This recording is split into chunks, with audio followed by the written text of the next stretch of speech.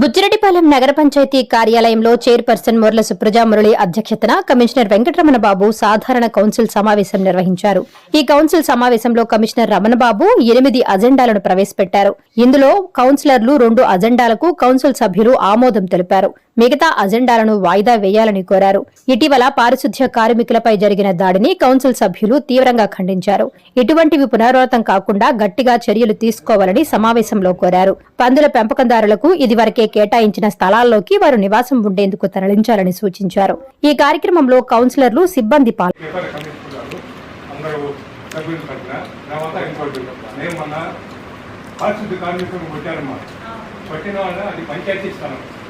దానికి వాళ్ళకి ఆల్రెడీ 20 స్థలాలు ఇచ్చున్నారు. వాళ్ళని ఆ ఇంటి వెకేట్ చేసేదానికి అందరం ఏకీకృతంగా మేము ఆమోదిస్తున్నాం. తీర్మానం రాసి దాన్ని ఆల్రెడీ నోటీసులు కూడా ఇచ్చున్నాం.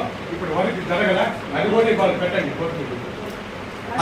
మొత్తం అజెండాలు 8 ప్రవేశపెట్టడం జరిగింది. 8లో ఈ 2 మాత్రమే కౌన్సిల్ ఆమోదం జరిగింది. ఓకేనా అందరూ?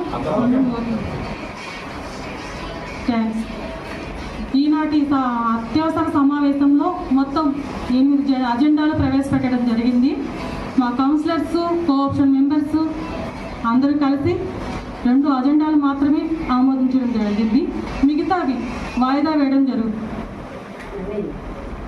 అందరికీ ధన్యవాదాలు.